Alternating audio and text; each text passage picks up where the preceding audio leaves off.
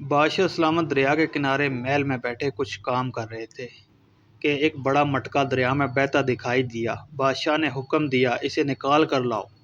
مٹکا کھول کر جو دیکھا تو اس میں لاش تھی۔ وزیر نے بتایا، یہ تو فلاں جگہ کے کوتوال ہیں۔ بادشاہ نے حکم دیا، اس کی تحقیق ہونی چاہیے۔ اس کے بعد خود ہی فرمایا، اچھا یہاں کے کماروں کو بلاؤ۔ تمام کماروں کو بلا کر ان سے معلوم کیا گیا کہ بتاؤ یہ مٹکا کس علاقے کے کمار کے ہاتھ کا بنا ہوا ہے۔ ایک کمار نے بتایا، حضور یہ میرے ہاتھ کا بنا ہوا ہے۔ بادشاہ نے پوچھا، تمہارے مٹکے کہاں کہاں بکنے جاتے ہیں؟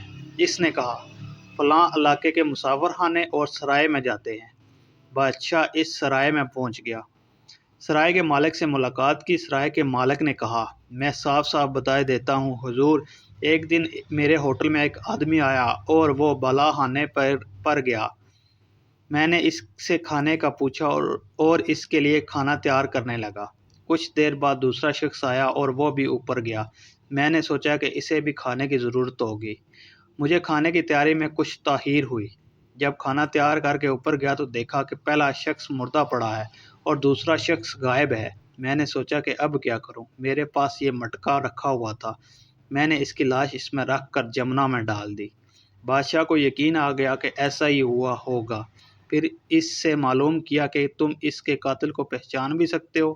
اس نے کہا، بالکل، اگر وہ میرے سامنے آ جائے تو یقیناً پہچان لوں گا۔ اب بادشاہ نے ایک ماہر مصور کو بلایا۔ سرائے کے مالک کے بتائے حلیے کے مطابق مصور نے تصویر بنا دی۔ اب سرائے کے مالک سے پوچھا، بتاؤ کیا یہی آدمی تھا؟ اس نے کہا، جی ہاں بالکل یہی تھا۔ بادشاہ نے وہ تصویر اپنے پاس رکھ لی اور سمجھ گیا کہ یہ کام کسی ڈاکو کا ہی ہے۔ عام آدمی کی اتنی جرأت نہیں ہو سکتی۔ وہ بیس بدل کر ڈاکوؤں کے اس گروہ میں جا ملا جو اس علاقے میں سرگرم تھا۔ کچھ دن ان کے ساتھ رہا۔ ایک دن ڈاکوؤں میں بحث چل نکلی کہ کون کیا کارنامہ انجام دے سکتا ہے۔ ہر ایک نے اپنے اپنے کمالات گنوائے۔ جب بادشاہ کا نمبر آیا تو انہوں نے کہا، میرے اندر یہ کمال ہے کہ میں حکومت سے جتنا چاہوں پیسہ منگوا لوں۔ ساتھیوں نے کہا، اچھا تجربہ کرواؤ۔ بادشاہ نے ایک افسر کے نام ایک رکا لکھ کر ایک آدمی کو بھیج دیا کہ اتنے روپے رکا لانے والے کو دے دو۔ افسران تحریر کو پہچانتے تھے، اس لیے پورا روپیہ دے دیا۔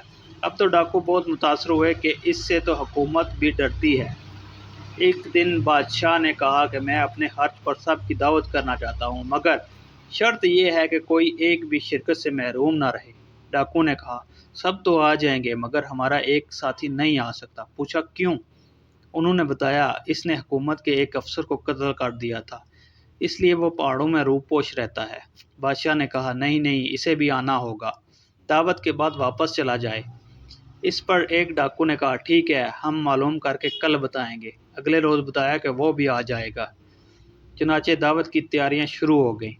اس دوران بادشاہ نے ایک ڈاکو کو پیسہ لانے کے لیے ایک رکا دے کر کہا، یہ بادشاہ کے کسی افسر کو دے دینا۔ رکے میں خفیہ زبان میں فوج کو ڈاکوؤں کے ٹھکانے کی نشاندہی کی گئی تھی۔